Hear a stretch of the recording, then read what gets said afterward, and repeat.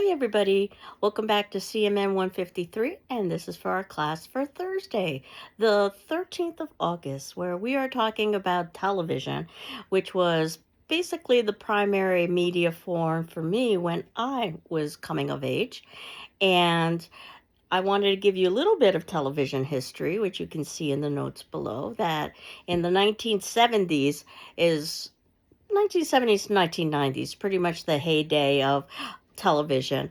And this is when the cathode ray tube would transmit radio electronic signals onto a glass screen. Though TV's been around since the 1930s, where there were public demonstrations about it.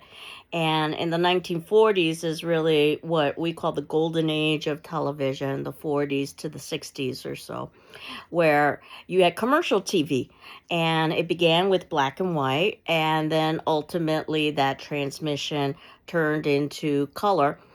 And television sets were basically the way that you would receive these signals. So we still call programming that's meant for this media TV, even though people frequently watch these programs on other hardwired devices or even mobile devices. So the 1950s is when there was a shift from live television with a single sponsor to pre-recorded multiple sponsors. We still have some live shows. So if you're familiar with Saturday Night Live, for instance, that's a wonderful example. The 1960s, and specifically 1960 itself, is when we had the first televised presidential debate. This is very important historically. It was a debate between John Kennedy and Richard Nixon. And basically, it was in the early days of television, so that approximately half of the audience listened to that debate, and the other half of that audience watched the debate. Those who listened to the debate on the radio, at least according to pollsters, the majority felt that Richard Nixon had won that debate because of his argumentation. However, the exact opposite conclusion occurred for the majority of individuals who watched the debate on television, who argued that John Kennedy won that debate because he appeared more presidential, he was better dressed, he was more handsome, he had a tan, he wore makeup, which is a deadly thing not to do if you are on television, and Richard Nixon had turned down makeup. So there were lots of reasons why Kennedy's appearance appeared more presidential, and it completely changed the game in presidential politics and politics as a whole. That image is more important than substance. The 1960s is when we get color transmissions and the shift from anthology, or shift from what was very popular at the time, anthology dramas. I think I might have mentioned The Twilight Zone a few times in this class, to the episodic series, particularly the sitcom, a situation comedy that in 22 minutes or so, some sort of minor conflict would be resolved. It's also the birth of PBS, the Public Broadcasting Service. I'm very sad to say that PBS has just recently lost its funding. The goal of PBS was to provide educational programming to the masses in a free manner. And at the time, TV was free. It was commercially broadcast, and the three major networks at the time, the three major players, which I think I've mentioned before, ABC, NBC, CBS, basically had a monopoly on the television programming and the market of the time. That changed when other players, such as Rupert Murdoch, entered the game, and they introduced new channels such as Fox. So I did want to mention some of the most watched television programs at the time. I don't think we'll ever get to that point again where we would have these large masses of people consuming content at exactly the same time, which led to a kind of creation of community. We would call these water cooler moments where individuals would stand around and talk about what had happened in that particular programming. But in 1969 was the live broadcast of the moon landing, where it's estimated that there were over 650 million viewers worldwide watching that. I can only expect that something of that magnitude would occur if it were something that was catastrophically newsworthy. And even then, because we have so many options for viewership, I don't think we could ever gather that kind of viewing audience in one place at one time in one media vehicle. Again, in terms of entertainment, there was a television show, a sitcom called MASH. Its finale in 1983 garnered over 121 million viewers. I was one of them. MASH was a TV series about a group of doctors in a Korean War, and it mixed comedy and tragedy, drama together. So it was rather unique for its time period. For daytime TV, which was a whole completely different kind of venue. And of course, before women entered into the workplace, daytime TV was specifically geared towards females. What would have broken the most records in 1981, and once again, I was there watching, was A Wedding from a soap opera entitled General Hospital. That's still on the air, by the way, of two major characters, Luke and Laura. They had captured the imagination of basically the entire society at the time. There were pop songs written about them. College classes were having difficulty filling their seats at 3 p.m. in the afternoon, which is when General Hospital would air. Keep in mind that we didn't have the kind of time shifting options and the video on demand options that we have today. 30 million viewers. And broadcast TV, and it comes from an cultural term. I think we talked about this with radio, to cast broadly, which is what you would do with seeds, but in this instance, rather than agriculture, we're talking about media. Their profits are from advertising. We know that advertising is the glue that holds together media. And also syndication, leasing programs to local stations. It could be one of the reasons why you're familiar with the revolutionary television show in the 1950s, I Love Lucy. Revolutionary because they used high quality film stock, which meant that that show would survive through the decades and still garners quite a wide audience, and really established the formula for the sitcom, which was a widely known genre, as I had indicated earlier, some sort of minor conflict that could be resolved in 20-ish minutes or so. But TV was basically a linear, a communal, and a popular cultural experience that we all experienced at the same time. I have a video for you to watch. So if you look at the notes below under the first section, this is a 9-minute video that talks about the cultural impact of television, that tries to explain and show a little bit about what I've been talking about. If we were to continue on with the history of TV, 1970s is when we've got the introduction of cable networks. There were also better technologies available, so you've got better transmission quality, but cable networks could offer more diverse programming and could offer narrowcasting, specialized programming to particular demographic groups. And we know the storytelling power of film, which could be used as well with television. And it was used with something called the miniseries, which would be a series that wasn't meant to last an entire season, perhaps several weeks long, longer than a film telling a story. Those were very popular in the 1970s. You might have heard of a miniseries called Roots, which was particularly significant because it was about African slavery, and it educated a generation, basically, in the slave trade in America. So cable was getting their profits, again, from advertising, but also from subscriptions. So this was different than from broadcast TV, which was basically free over the airwaves. In the 1980s is when you've got the introduction of what was thought to be an impossibility, a new network to compete with ABC, NBC, and CBS, known as Fox. And we also had pay-per-view. I suppose if we're going to get any kind of huge numbers with television, again, it would have to be some sort of national or international news event, or the Super Bowl, which garners, at this point, usually the highest television ratings. And Many people watch the Super Bowl not even for the football, but for the halftime show, whether it be watching Bad Bunny in the halftime show, which was the last Super Bowl, or whether it be evaluating the commercials. There's such a thing as the Clio Awards, where commercials could actually be given honors for being particularly artistic.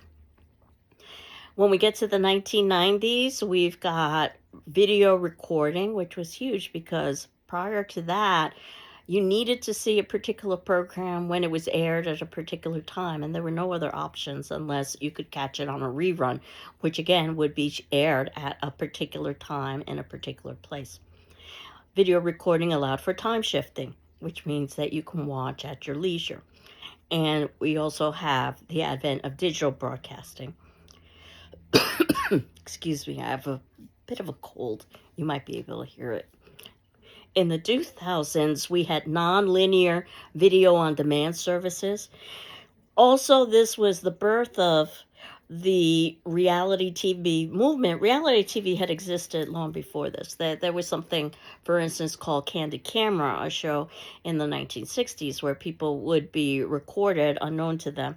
And then, of course, they would sign a release afterwards, and we would see what kind of position they were put in, and there would be humor and entertainment that would be associated with that. Thinking about modern day reality television shows, if you are familiar with something like Survivor, it was one of the first reality shows to really get a huge viewing audience. And a lot of the reasons why reality shows were so successful is because there was a writer's strike that was going on at the time.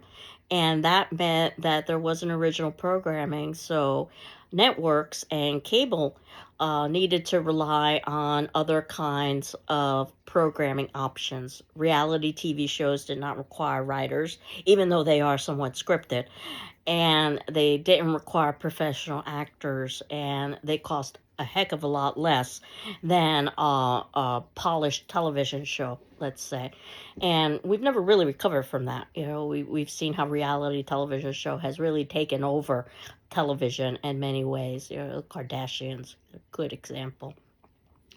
2009. I was teaching this class in 2009, and I remember talking about what a big deal it was that we were shifting from radio analog signals, which allowed for limited frequencies but for free broadcasting, to digital signals. These were binary zeros and ones, which we know is how computers communicate with one another. So these were the new transmission signals. And the 2010s is where we've got media convergence, where computers and mobile devices offer opportunities for streaming, streamlined time shifting. Basically, it's watching on demand at this point. Place shifting, watch anywhere you want. Narrowcasting, programming can hit very specific demographic groups. And programming produced by other media. And I think we've talked about this as well, how Netflix became a huge player in producing programming. In the 2020s is where we've got binging, in part because of Netflix, as I think, mentioned in the previous video, with their television show Stranger Things. And part of that was because of the pandemic and needing to halt production and then releasing their series all in one fell swoop rather than weekly, which was what was expected at the time. It was hugely successful, and it's basically changed the model of broadcasting in television. And of course, we've got AI now, where you've got issues of, do you need writers? Do you need actors? Do you need things like set designers? All of those are embedded into, hopefully, what we are concentrating on at this point in the semester, because believe it or not, we will soon be done with the semester. You can look at the notes below. In the third section, you can see our course outline and what's left. That next class, we're going to be talking about sound recording and popular music. And that's the 18th on Tuesday. On the 20th on Thursday, we'll talk about digital gaming. And on the 25th, which is a Tuesday, we will basically end the content of the class by talking about media economics, which we've been basically talking about all semester long. So what's left? On the 27th, Thursday, is your final exam. And also, it's when your final course project is due. So I wanted to talk a little bit about the final exam and the final course project. I'll start with the final exam. The final exam will be an essay exam, and I will give you a couple of options. You get to choose. It will be open book, open notes. So you can utilize things like your notes, your journal entries, and I'll be catching up on your journal entries and your discussion forum responses this weekend. And you could certainly use my comments and ideas as well as your own comments and ideas or things you've read about in the textbook, things that ultimately we've discussed in class videos. It's a way for you to synthesize the entirety of the course. I'm not expecting you to memorize anything or regurgitate times or dates or places. Those can be easily accessed if you so wanted. I'm more interested in understanding and in critical thinking and critical analysis about the role of media in our lives. And as you can tell from many of the questions I oftentimes ask in the discussion forum, I ask questions that don't have clear right or wrong answers, deliberately so that it's more about debate than anything else. And so you should expect that for the final, and it should be several paragraphs long. I usually have students ask, how long should it be? And my response is, it should be about the length of what you could do if we were in a face-to-face class. A face-to-face class, you'd have approximately 3 hours to take that final. So assume 3 hours of writing, but we're not in a face-to-face class. We are in an online class. So you can expect to spend about 3 hours or so, but I will give you 24 hours. I will be posting the final, the time our class would normally meet on Thursday, the 27th at 1 p.m. And you have 24 hours from then to submit your final, which would be on Friday, the 28th at 1 p.m. And that leaves your final course project. And your final course project is due on the last day of class, though certainly early submissions are encouraged. And the final course project is some sort of project that you've decided to focus on in terms of your own interest with media and popular culture. It could be about one of the topics we've discussed, or it could be different. It is something that I'm going to ask you about for today's discussion forum question. So our discussion forum response will be due Saturday the 15th. And today's question is, what are you thinking about pursuing for your final project and why? No, you're not necessarily committed. Once you tell me, you can change your mind. But we're at the point in the semester where you should be deeply considering what to do and how to do it. Indicated that you have the option of doing more creative responses, actually utilizing media. For instance, you might want to film a short documentary, but I suspect that most of you will be writing your traditional academic paper, which is also what I wanted to talk about today. I have some writing tips that I have uploaded in our syllabus and other documents folder. I will be reviewing those writing tips next class, and hopefully they are review, that these are things that you've talked about in previous English classes. And I have 2 websites that you probably have heard of from other English classes that are wonderful resources to help you with your writing. Purdue OWL, which is a website that was done by Purdue University, but they've made it accessible to the public, which is a wonderful resource. And of course, our own GCC library knows that its students are going to be writing papers. So they have a writing and a citation guide. So next class, we'll talk a little bit about how to write a paper and some of the conventions for writing a paper, and hopefully that'll be review, as well as the uploaded document that I have included for you. And next class, we'll also talk about music in terms of how it relates to the recording industry in media and popular culture. And very soon, we'll be putting closure onto the semester as a whole. So at this point, I'm asking you to consider what you might do for your final project. In terms of the due date for the final project. So I indicated the last day of class, which is the 27th, which is Thursday. So the idea is that the latest you would hand in the final project is right before you would take your final examination so that you could focus entirely on your final. And again, I'll post your final on the 27th at 1 o'clock, and it will be due on the 28th at 1 o'clock.